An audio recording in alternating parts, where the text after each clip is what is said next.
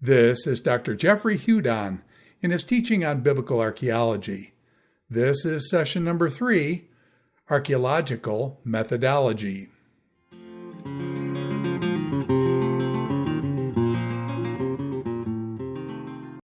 Okay, our next topic is actually methodology in archaeology, but I want to again point out some important aspects to take a closer look. Let's consider archaeology in the New Testament versus archaeology of the Old Testament. We actually have two different animals here, not just chronologically. If you look at archaeology and study archaeology in an Old Testament context, you're dealing with empires, with kings, with major battles, with royal and major movements between empires and regional kingdoms. And all of these create a lot of archaeological data, destructions, building programs, and of course these are often mentioned in Scripture. In the New Testament, archaeology is much more difficult to connect with the text because Christianity was a movement, a spiritual religious movement within Judaism initially, and that makes it difficult to identify archaeological finds that are directly related to the text. So in the Old Testament, I would argue that archaeology, obviously relevant in both parts of the Bible, but more relevant in the Old Testament than in the New. Now in biblical studies, I like to consider, and others do as well, archaeology is kind of a fifth gospel. It gives us an external check or an external supplement to Scripture and other ancient contemporary records. Provides additional information, insight, and material evidence, again, that will substantiate the biblical account. Going back to the Old Testament and archaeology, it's relevant because our historical sources outside of the Bible are very limited. There are some Egyptian, Assyrian, and Babylonian records, but these again are scanty with lots of huge gaps, and so archaeology helps us fill those gaps and gives us again an outside confirmation for those records that are extant. Definition for Near Eastern archaeology: a blend of physical science and history that attempts to find evidence of humanity's past, both prehistoric and historic, from material remains. So that's a larger definition of archaeology beyond biblical archaeology. Now we turn to methodology. What is left to discover? Unfortunately, not much. We sometimes will try to explain or show that archaeology is like a puzzle, trying to put a puzzle together with 90% of the pieces missing. And the pieces you have, you try to make some coherent picture and try to decide or try to envision what is missing to fill in the blanks. What is left for us to discover? Well, first and foremost, pottery. Pottery is extremely important for archaeology, and we'll talk about that in a minute. It was used for most everything. Again, envision a world without plastic, where metal is very rare and expensive. Wood is, again, scarce and not used for as much as we use it today. So pottery is left for using for storage, for cooking vessels, eating, etc. And so the pottery is, again, very important, any kind of ceramic vessel. Metal, nails, weapons, and tools. And then, of course, after the 7th century BC, coins begin to appear. And by the 5th century and 4th century, and during the Persian period, coins become an important aspect in dating levels or strata or sites, because coins, again, are an excellent dating tool along with pottery. Stone is often used, again, for grinding, rolling, sling stones, etc. And that's prevalent in Bible lands as well. Perishable materials, wood, parchment, leather, and cloth rarely survive. Sometimes they do. When they do, it's in very unique, dry, desert-type environments such as the Dead Sea Scrolls, Qumran. We like to use the term residue to explain what remains for us to discover today. So very little, but we have to take what we find and glean the most information from it. By far the most important aspect in archaeology, and we'll talk about this more as we go along, are inscriptions. And why are inscriptions important? Well, again, writing, the alphabet appeared somewhere in the middle of the 2nd millennium BC. Before that, pictographs and cuneiform. But writing is important because it connects the ancient writer, the ancient person, directly to the reader, whether he be contemporary or contemporary with the writer or contemporary with us. Now, writing or inscriptions often appear on pottery, and these are called ostraca. We mentioned that previously briefly, or in singular ostracon. Now, a lot of Hebrew ostraca have been found, not a tremendous amount, but a considerable amount. Some of the most important are the Mesed HaShavyahu inscription, or ostraca found at a small fortress right along the Mediterranean, late 7th century date. And then a corpus of kind of like a cache of ostraca from a fortress at Arad, again, which we mentioned was excavated by Al-Haroni in the 1960s. And these were written, they were dispatches, brief messages by the Commander Eliashib of the fortress, and again telling us troop movements and supply movements and the fear of Edomite attack. So very important, kind of a snapshot of a very, very critical period in Israel's history or Judah's history when Jerusalem was about to fall to the Babylonians.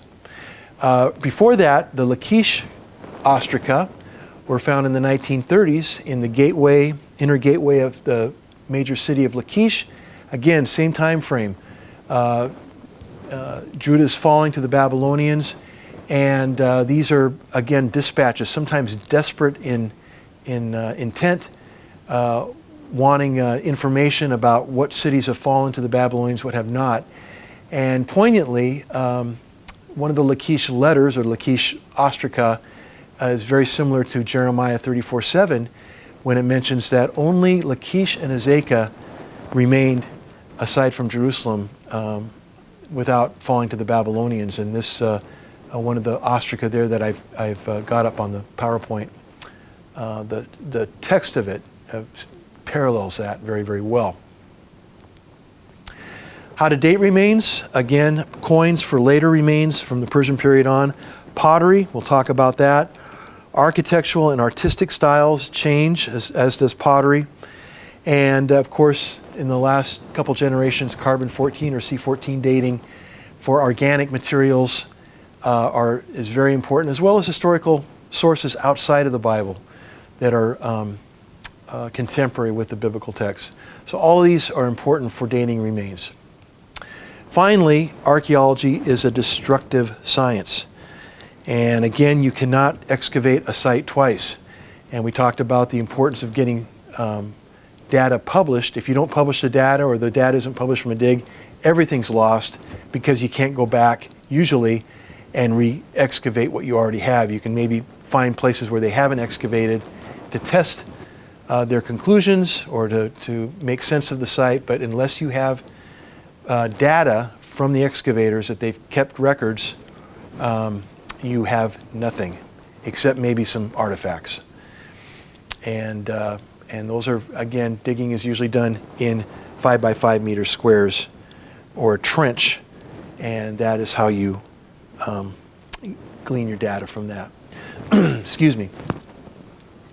Abuses of archaeology, there are plenty, and as we saw from our earlier slides, the early archaeological expeditions to the Holy Land were very little more than treasure hunters, looting and plunder. They were looking for artifacts and monuments and artistic ornamentation for their museums back in Europe and the United States. Worse than that, now we've got extremists like ISIS, which have absolutely destroyed many of the remains in Syria, the country of Syria, and we'll see some of those as we go along. Very, very sad. Tadmor, or the great Roman city, Palmyra, absolutely destroyed, and other monuments as well, including parts of Nineveh. Another abuse of archaeology is to use it for nationalistic purposes. Now, we saw again early years of archaeology that archaeology was kind of a guise for military intelligence, scoping out the land for possible troop movements or movements of armies. Also national prestige, to be the first to get this or discover that, or to display what you found and make new theories or new historical conclusions. Worse than that is contemporary nationalistic claims from make historical claims from data that you excavate, and this is very subjective and has been done both by some Israeli and several Palestinian Authority archaeologists. They tend to ignore or overlook certain aspects of the site and magnify or enhance other areas and historical periods and specifically peoples. Religious purposes can be an abuse of archaeology. Again, looking for theological confirmation to your theological views and or biblical interpretation. We call this archaeological eisegesis, and that can be abused from both sides, both the maximalists and minimalists, people that again, believe the Bible is the Word of God and have a high view of Scripture can abuse this by pushing the evidence too far. And of course, people that are minimalists can abuse it by ignoring evidence that supports Scripture. And speaking of the minimalists, ideological purposes that counter the Bible. And again, this is a common issue with archaeology, and you have to read and read with a critical bent to make sure that this is not serving somebody's self-interest.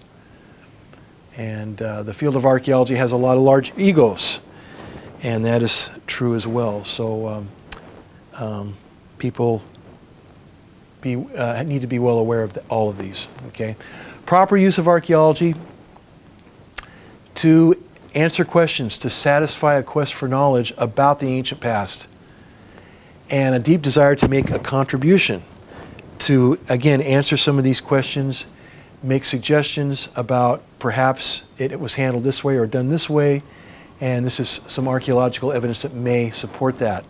To commit oneself to objectivity throughout the process of digging, processing, and publishing the data. And just an example of that, one season I was excavating at the site of Hisban, Hisban with Andrews, and my daughter, who was sifting some excavated soil, found a beautiful seal. And I thought the seal was dated earlier than it was, but I was quite excited about that. But through study and through looking at parallels, I realized that was later than I wanted it to be, but it was still a very important find. It turned out to be a 7th century Ammonite iconography, beautiful iconography of an ibex and its young, and some other symbolism on a small stone seal with a perforated, so it was hung by the neck. Anyway, so you have to, even though you yearn and want something to be something, you have to study it and publish it for what it is, not for what you want it to be. To fully collect, assess, and study the data before making biblical correlations with it. And this is a difficult one for those of us that have a faith-based approach to archaeology, but you have to be careful about that. Don't be hasty in making biblical connections with a find. And easy to do, I've done it myself, but this is something we have to constantly check ourselves and say, well, this could be a connection to the Scripture or it may not be, and try to, through further study and examination, come to a more clear understanding before making that statement. Get professional assistance rather than to attempt to interpret finds outside of your expertise. Very important here. We mentioned that the new archaeology, again, digs to be multidisciplinary. And so you need experts. If you're not an expert in some field, you get the help to get the proper understanding of that before you interpret or record your conclusions. Be exceptionally organized with recording, collecting, and storing data. It's amazing how easy archaeological finds can disappear, can be misplaced, or recording techniques, whether you do electronic data or pencil and paper, things can get misplaced and lost. Be very organized and watch that. And then to recognize the limitations of archaeology as a tool for biblical studies. And it first and foremost helps us understand the biblical world and its people. Sometimes it helps to substantiate, validate the Bible, and sometimes it actually proves the Bible. But we just have to recognize that it also has limitations, and we'll see some examples of that. Can archaeology prove the Bible? Usually archaeology can only support or affirm what the Bible states. Good example of that is some pictographs that Andrews University found in the Sinai showing camels used by people in the patriarchal times. Well, does that mean that it proves the existence of Abraham? Not really, but it does show that camels used during the patriarchal period took place. Some scholars thought that that was an anachronism and there was no camels in patriarchal times. Well, these pictographs in Sinai seem to validate Scripture. Does it prove Abraham, though? No, but it does show that he certainly could have existed and certainly could have used camels. So that's essentially what we're talking about. So you want to excavate a site, you want to excavate in the Holy Land, what do you do? I remember as a student in Israel, we had a couple of visitors to our school. Our school was located right on Mount Zion, it's still there, Jerusalem University College. We had two Americans, you could tell by their very clear American accent, show up at our gate, and they had two brand new shovels and a brand new pick that they had bought at the hardware store and wanted to excavate outside of the Institute property. And I pulled them aside and I said, first of all, it's illegal what you're asking to do. You have to get a permit from the Department of Antiquities. They will not issue you a permit because you're not professional archaeologists. Secondly, where you want to excavate is a fill. And this has probably got 2,000 years of just loose fill that you have to dig through before you find stratified remains. I said, so your methodology is wrong. Where you're trying to dig is you might find an isolated find, but you won't answer any historical questions. Secondly, it's illegal. And so they kind of moaned and groaned and took off. But yeah, this is typical. It's quite a process. First of all, assuming you have the training and the expertise, you choose a specific site to excavate. And you raise money, usually from donors. Sometimes your school will help. And you study that site and you look at it carefully, walk the surface of it, look for any clues of where maybe the gate was, or maybe a high point where the Acropolis, if there was one, would be. And that would be where you maybe find your temples or palaces. You look for surface remains of any kind of architecture. Maybe you can see the outlines of walls from houses or whatever. And then do you excavate or do you survey? Most archaeology projects do both. And we have to understand that during the Old Testament, most people lived in walled cities and towns. There were some farmsteads in times of peace, but usually they were in walled towns or in cities. A research design. So you need to give a very carefully worded plan for what you want to do, what questions you have, and what questions you want answered. And with budget specialists, all the minutia of your dig. Permits, you have to purchase a permit and get approved to dig, and that would be in Israel, the IAA, Palestinian Department of Antiquities, and the Jordanian Department of Antiquities. And that's for those three regions or countries. And these are expensive. They got to be renewed every year. You also want to get affiliation with usually ASOR, the American Schools of Overseas Research, or the AIA, American Institute of Archaeology, to legitimize you, show respectability, and possibly get grants. And then, of course, DOA officials from your host country will oversee the project. So you see there's a lot to it. Finances, again, raising money from donors, volunteers. You have to advertise and put out feelers for getting volunteers to come and work on your dig.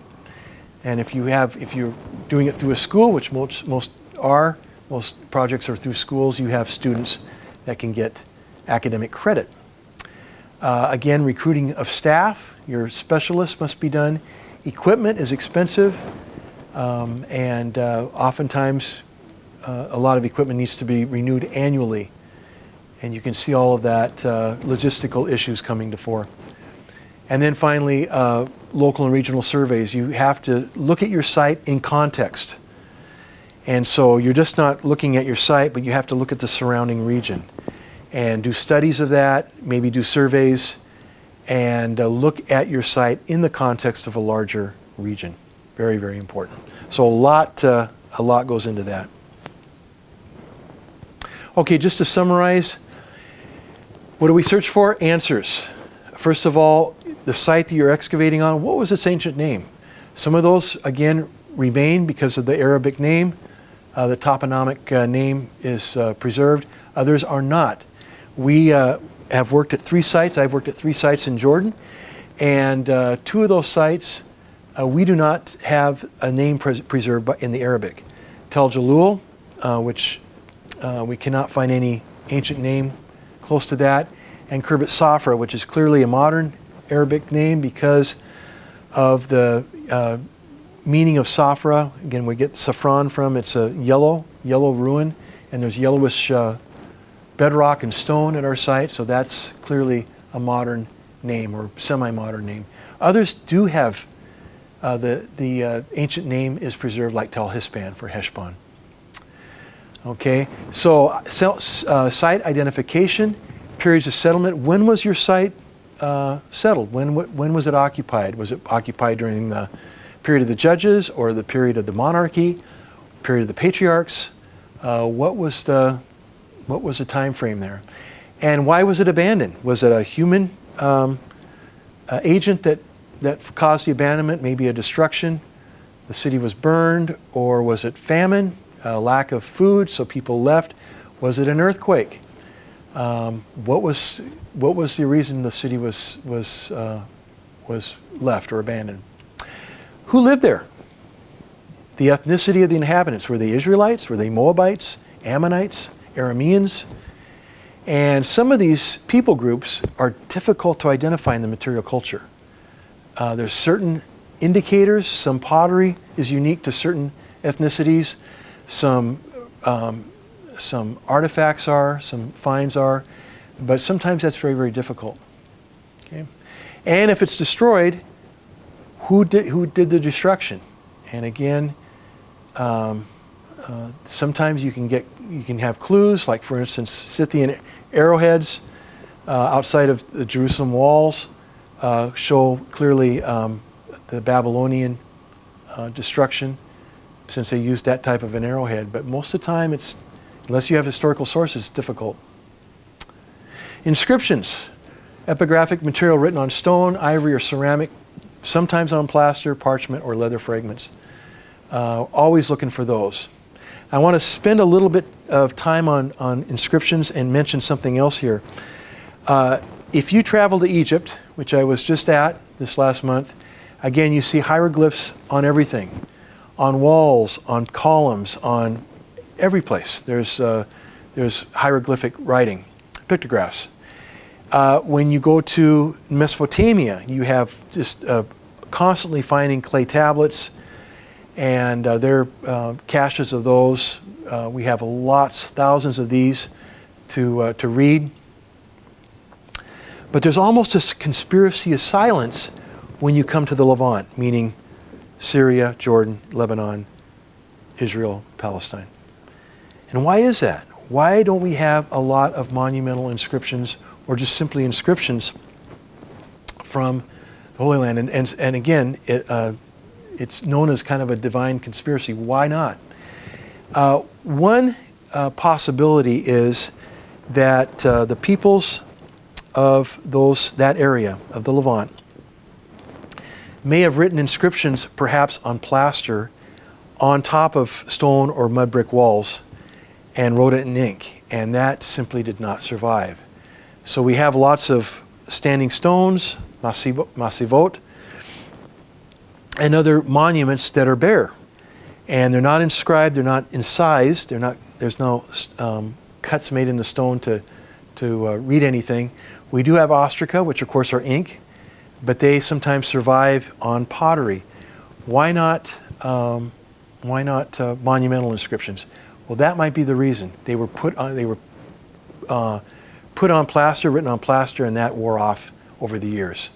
Now, the reason we say that is that at a site called Tel Dir Allah in Jordan, in 1967, this is possibly the site at Biblical Sukkot, Henk Franken, a Dutch archaeologist, was excavating the site, and his workmen were working through a sanctuary and clearing down to the floors, and they found a plastered wall that had been preserved through a destruction, and on that plastered wall was a huge, lengthy text written in ink.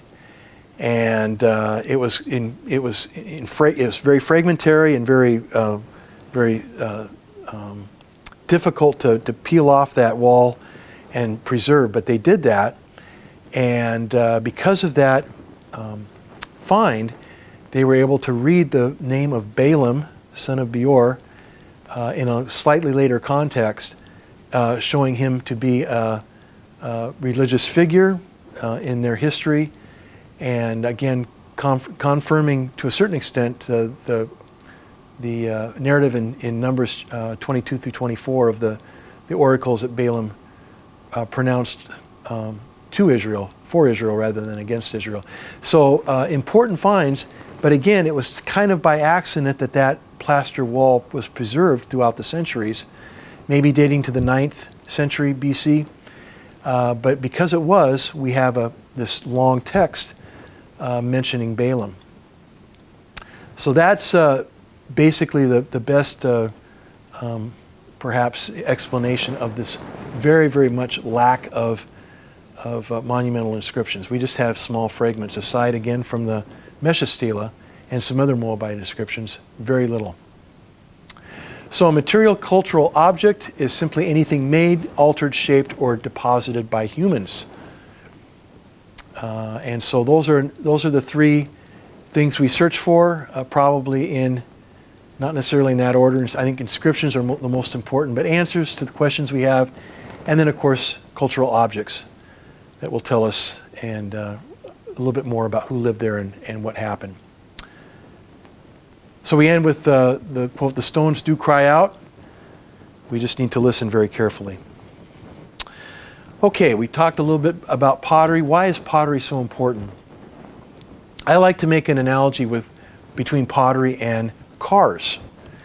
And in the 1960s, a very, very popular Ford car was introduced called the Mustang. And the Mustang came out in April of 1964, and it took the market by storm. By the middle of 1966, 2 million Mustangs were on our roads. Very popular sports car, and it is still in production. Now, if you're a car guy or car gal, and you put a 1964, 1965 Mustang next to a 2022 or 2023 Mustang, where they're both Mustangs, they're both made by Ford, they both have fenders, headlights, grills, engines, rear-wheel drive, a lot of similarities, but you can look at those two cars and know immediately that one is contemporary, one's made in 2023, the other is close to 60 years old because of the style. And you put a fender from a 65 Mustang and a fender from a 2023 Mustang together, both have the same function, same basic shape, but you can tell by the style that they are generations apart. Same goes with pottery. Pottery is always used for the same function: food storage, food preparation, food serving, and other uses as well. But pottery forms and pottery styles change throughout history. And so that gives us as archaeologists a clue about what we're looking at and when it was made. Now, a good ceramic expert in archaeology, say a William G. Deaver, can look at a potsherd and tell you, at best, maybe within 50 years of when that was produced. And that's pretty good. Good relative chronology for pottery. Not as good as coins, but pretty good. Most of the times we can get it within a century. Pottery tells us a lot of things. Okay? And by the way, just to clarify, potsherds are just a simple broken piece of pottery. First of all, pottery is indestructible. You can burn it, you can break it. The pieces are still going to be there. They don't rot away. They don't deteriorate. And they're everywhere. If you go to the Holy Land, you go to visit any of these ancient sites, you're walking over broken pottery almost the entire time. Okay, so we talked about styles, pottery styles changing over the centuries. That's one way they can help us, and that is dating. Okay, dating a site, because pottery from the time of Abraham looks not anything close to the pottery at the time of, say, David and Solomon. A lot of difference there. Okay, so date, and the second one is ethnicity. Some pottery forms and styles are unique to a certain people. And I want to point this out here on our slide. The pottery assemblage here is from the biblical site of Shiloh. This is early Israelite pottery from the period of the Judges. Collar rim jars, pots, smaller jars here, bowls, etc., craters. Look over here. This is contemporary pottery from the Philistines. Same time and date. Okay, same date and close to the same region. Notice the difference. A lot finer. It's got slip and color to it. It's got designs, artistic designs. And that tells us that this is a different culture, different people. Now, sometimes a piece or two of Philistine pottery end up at Israelite sites and vice versa. But if you've got what we call an assemblage, like hundreds of forms, hundreds of vessels, and maybe 2 or 3 are Philistine, 98% are Israelite, you've got an Israelite site, and vice versa. So it tells ethnicity, okay? That's very, very clear in some cases. Now, sometimes it's homogeneous. It's the same pottery used for different people, same time. You've got potters that go around to different towns and cities. One city may be Ammonite, one city may be Moabite, one city may be Israelite, and they all use the same pottery. But as kingdoms emerge and develop, pottery tends to develop in different directions, and then you can tell differences in ethnicity. Level of prosperity. Pottery would tell us how things are going. Now look at this pottery here, that's Israelite. It's heavy, it's clunky, there's no painting, there's no slip. It's wheel turned, but pretty basic. And that tells us that there's not really time or for an artisan class to emerge and, spend extra time on pottery to make it beautiful, to paint it, to decorate it. It's strictly utilitarian. It's to keep body and soul together and do its job, to hold food or water or whatever. On the other hand, this Philistine Mycenaean style pottery has beauty to it. And this took extra effort for an artisan to paint that and to put slip and color to that. But it's beautiful. And that tells us that the Philistine culture was much more economically and advanced, culturally advanced than the Israelite culture during the period of the Judges. And that again, correlates with the biblical text quite nicely. Now, if you find certain pottery in certain rooms of certain buildings, you kind of can understand what went on there. Maybe it was a storeroom, or a kitchen, or something else. What you find there will tell you usually what went on there. And we're assuming that the pottery is in situ, that it was destroyed or collapsed, the roof collapsed on it, and so it's a clean assemblage, meaning it hasn't been moved around. And so that can also tell you. What if you have pottery from a foreign country, say from Cyprus or from northern Syria or from Egypt, show up at these sites? Well, that tells you that there's some sort of trade going on. And we can do neutron activation analysis on pottery and know exactly, or not say exactly, but know close to where that pottery was made, where that clay came from. So even though it may look similar, that clay may be made from a site quite a ways away. And again, that tells you that there's some sort of trade. So pottery, again, gives us a lot of information about these aspects of that archaeologists look at and try to find answers to. This picture here on the upper right is yours truly overlooking a huge cache of pottery that we uncovered in 2009 at a site in Jordan, Jalul, Andrews University site. And that all pretty much dates to the 8th century BC, the time of Isaiah. It was a room that was full of pottery, broken pieces of pottery. Huge, huge cache that you see that is laid out on the table there. Okay, tools of the trade. And these are some of the things we use in archaeology. A theodolite, which aren't used too much anymore, for taking levels. Now we use what's on the upper right, GPS, which uses satellite to give us an exact elevation and location of a certain surface that we're wanting to measure. And again, this is important because you're dealing with different squares, different parts of the site, and you can look at the relationship between levels and walls and whatever between points of your site that are maybe far apart. And those will give you exact readings for elevations and know exactly where these walls are in comparison to others. Okay. Sifting screens over here on the bottom right.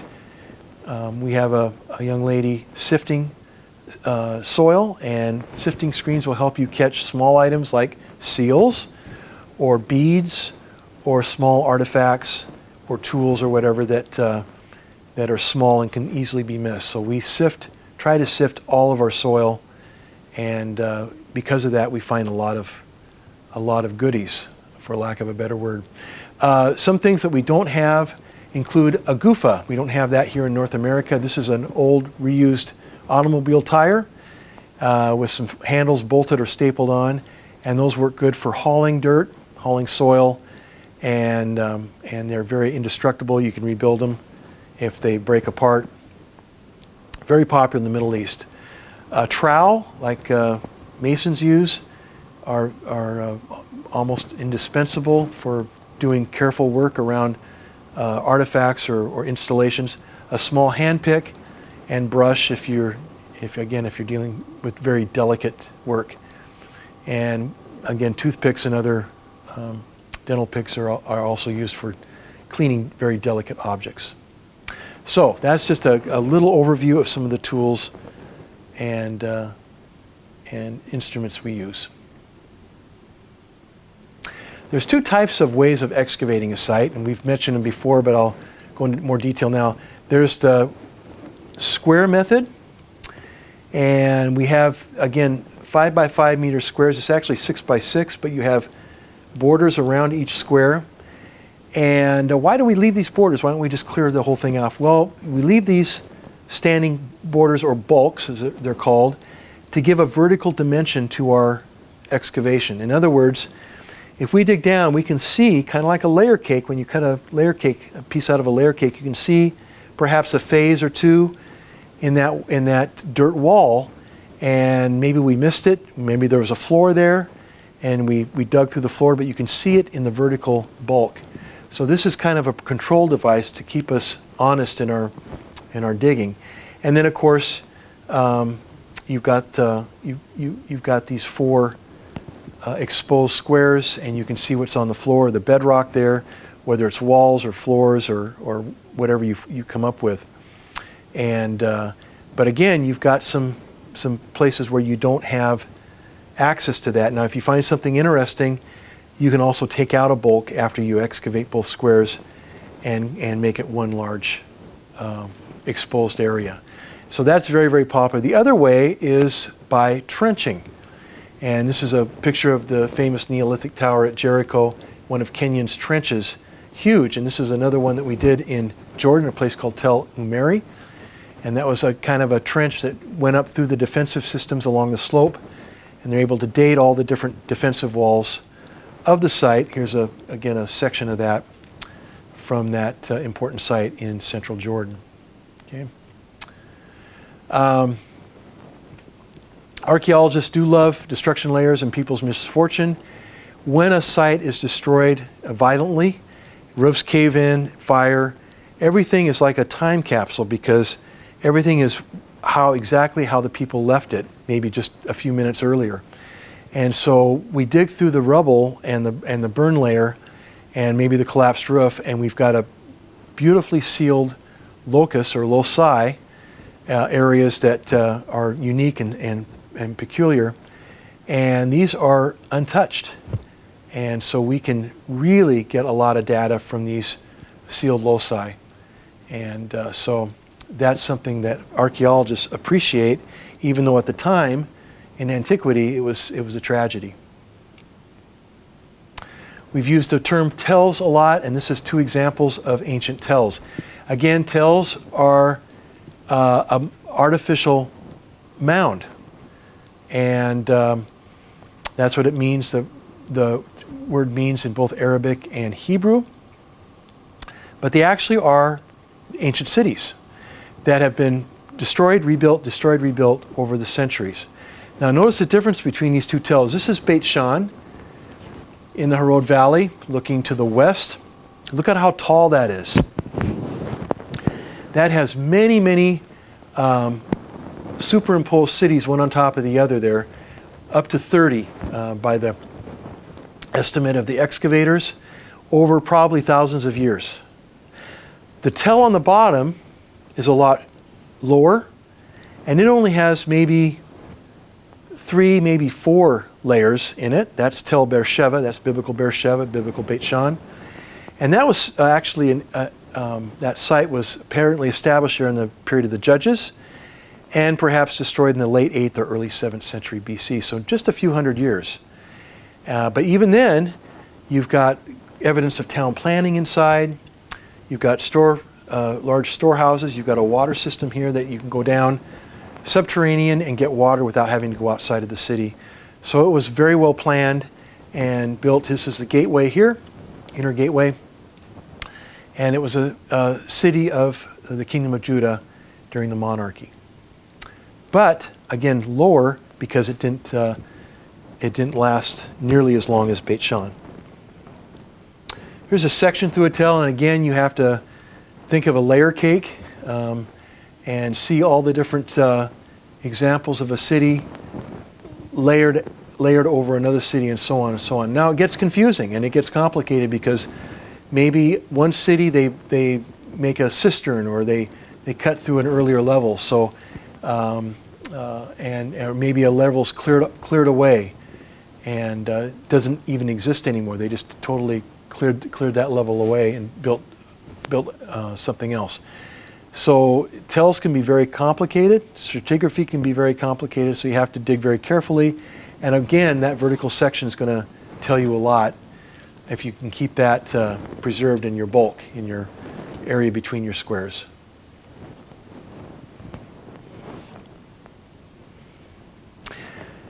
I love these 2 pictures because cities on tells still exist. And here's 2 examples.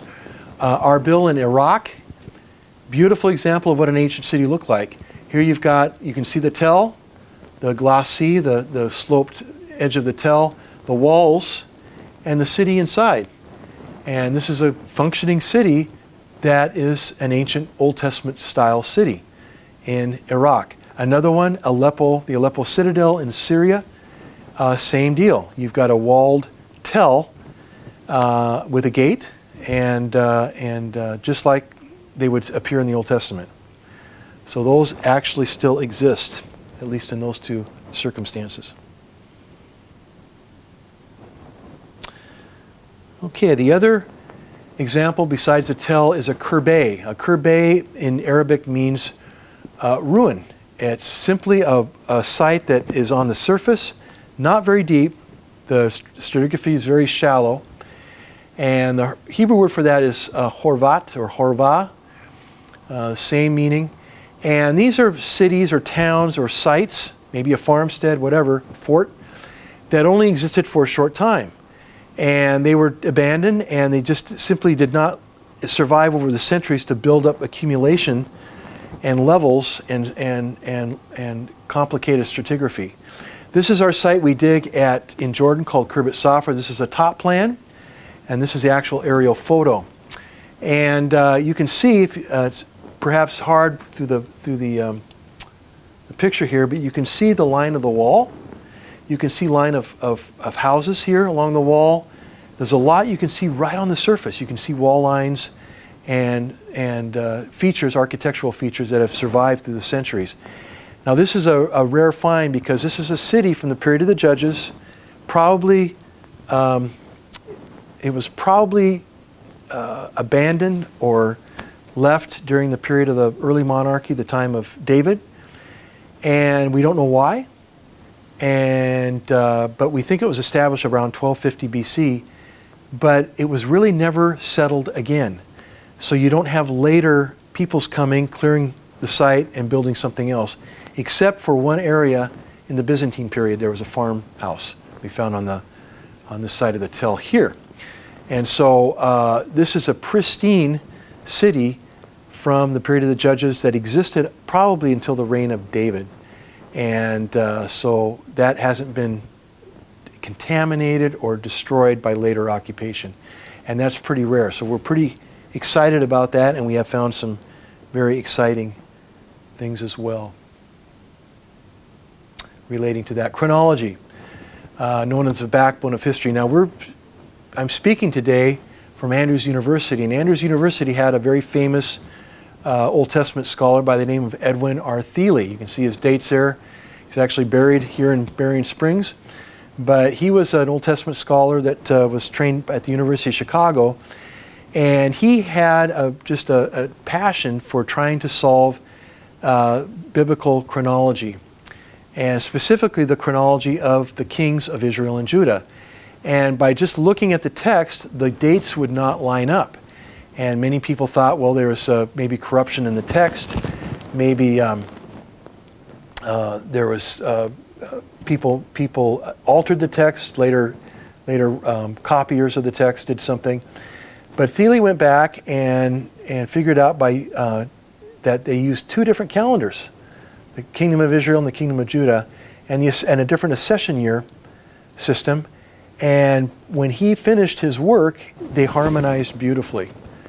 And so I've had Israeli scholars and secular scholars say that don't necessarily have a real high view of Scripture, but they say you cannot argue with Thiele.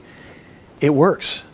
And so Thiele made a very important contribution to biblical chronology and dating the different kings of Israel and Judah by his chronological system. And of course that was published in his book, The Mysterious Numbers of the Hebrew Kings, which I was told by one of my Israeli professors, you need to get the second edition, not the third, not the first.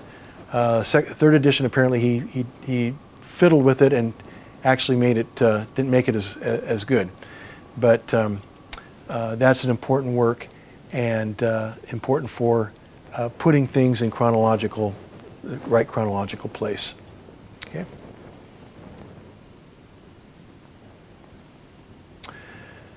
So, chronological table.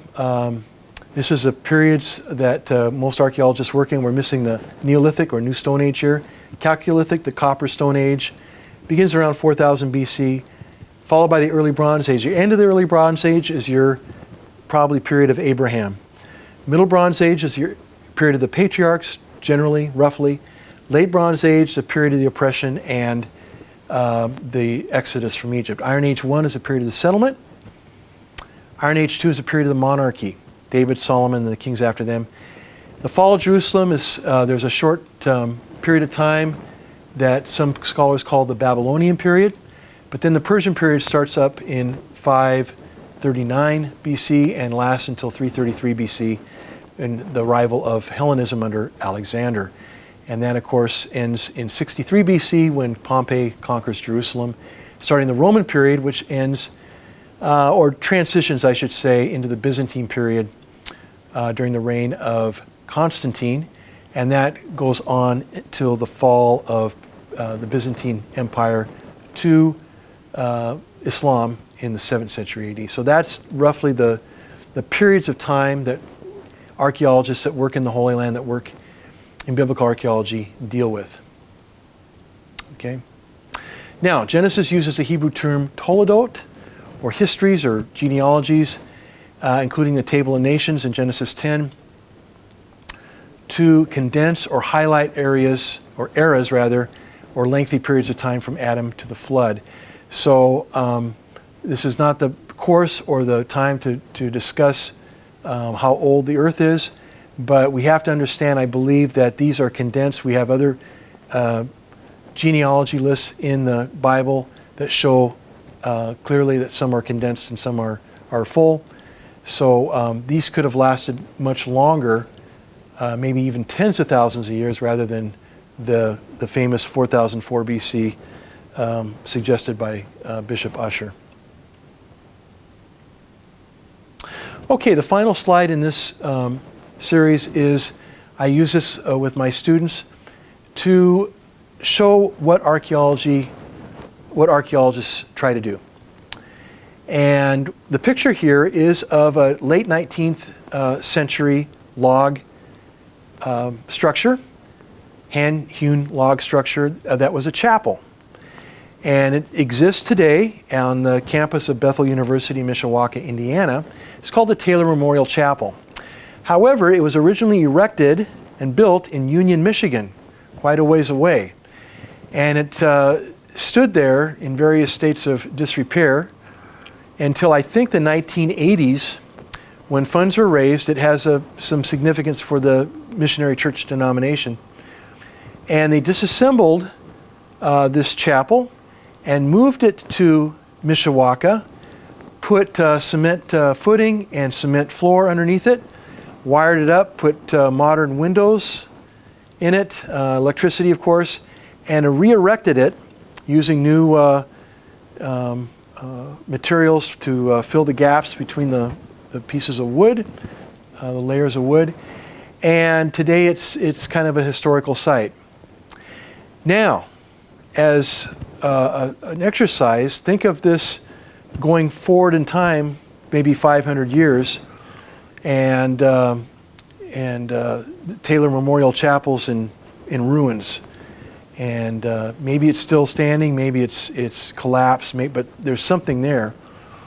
Enough there for archaeologists to come, and archaeologists, let's say for the sake of argument, do not have historical sources telling them what this is or why it was there.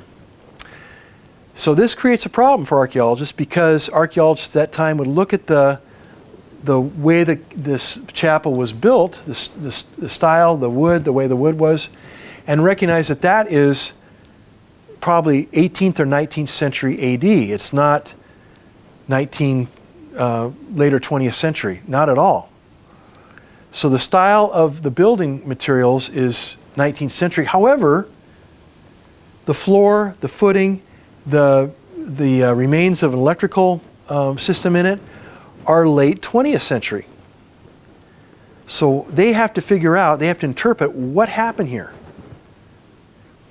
And the only thing they can probably do without historical sources is figure that this was rebuilt and remodeled and modernized, an old building that was modernized and put there in the late 20th century. Now, can they date it any better than that? Well, maybe they can, because if they break open or break up the cement floor, they may find plastic pop bottles or pull tabs or objects, maybe a Hostess wrapper or a, something that wouldn't deteriorate, wouldn't degrade, that can give that a late 20th century date, maybe within a decade because of what they see. And so, and coins, of course. Maybe the concrete workman dropped a quarter or a penny or whatever, and that can give us a date. Because if you have say a quarter and it's found under a floor, and that quarter is dated, say, 1982. Well, that floor has to be laid later than 1982 because that's sealed. That coin is sealed in that floor. The coin can't be later than the floor. And so that floor, again, was dated or poured after 1982. So archaeologists look at that again at ancient sites as well. So that would be a challenge for archaeologists in the future, unless they had historical sources, what exactly happened. They probably would never figure out it came from Union, Michigan. They might guess that it's a chapel because of the floor plan, because there's no interior rooms, it's just one big room, meeting hall, or maybe a school. So the purpose of the building would be, they could maybe guess, but not too much else. That would be a challenge. So that's kind of what archaeologists do, and some of the questions they have to answer when they work in the field. Thank you very much.